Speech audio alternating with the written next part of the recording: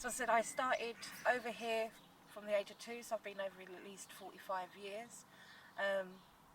And the benefits are amazing. It's like you grow your produce and then you pick it, you just walk around the corner and then you cook it.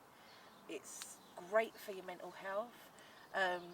Growing flowers as well as fruit and vegetables is so much more better for your mind because you've got all the colours. It helps the bees, and you can gain so much knowledge from people as well.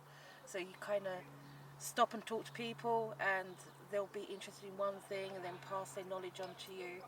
And it's just a nice way of actually growing and having food at your fingertips, basically. There's nothing better than getting your fingers dirty and actually getting on your hands and knees and digging holes and then planting food. It's great for the soul.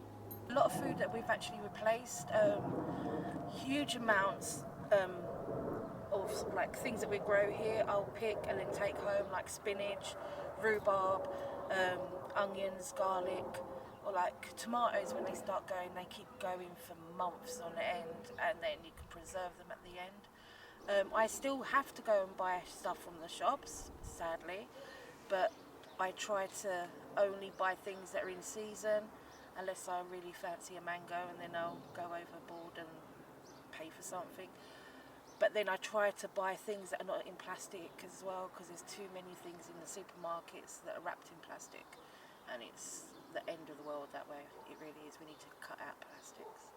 I collect anything I can. I have wooden paving, decking that I use for the raised beds, bits of guttering off of the roof where I've done the guttering to collect rainwater, so I now use that to water the flowers. Old buckets, things like that, and clothes areas. I like take them apart and then just use them as kind of barriers and along the paths.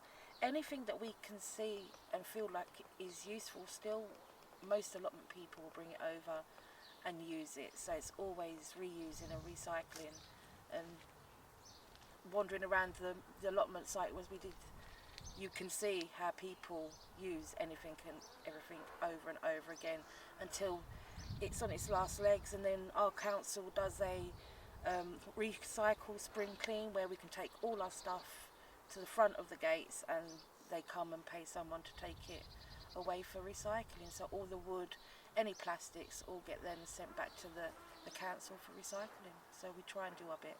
Some people will use it just sort of like from January up until maybe August, September, but you can grow food all through the winter as well. So I've had come over and picked Brussels sprouts for Christmas dinners, and things grow at different times, and you sow seeds at different times and then plant them out, which I neglect to do because I work full time, but you can get so much more if you successfully seed over and over again. And then you can keep growing for a much longer time. And with the weather, we've got so much more sun and more heat now, so the growing season is much longer. But no, I'm over here in the winter, wrapped up warm, as well as over in the summer. I'm not a fair weather gardener. Start small, use anything that you've got inside. If you have a balcony, buy some tubs and containers. You can grow carrots, potatoes, tomatoes, even squashes, cucumbers. As long as you've got a little frame in there, you can have things growing up them, sweet peas, anything.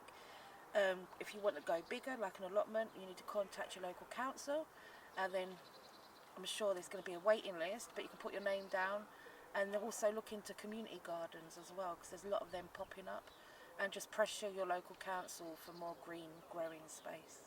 There's so many more people in East London. As I've just said, there's new builds going up and there's not lots of green space. So we have to share, but sadly there's not enough to share. So they need to be making more green spaces where people can grow their own food. It's great for their mental health. It's great for their bodies as well. Not everybody likes the gym. So getting out in the fresh air at all manners of times of the year is the best. So the councils and the government need to put more money into people using outdoor spaces.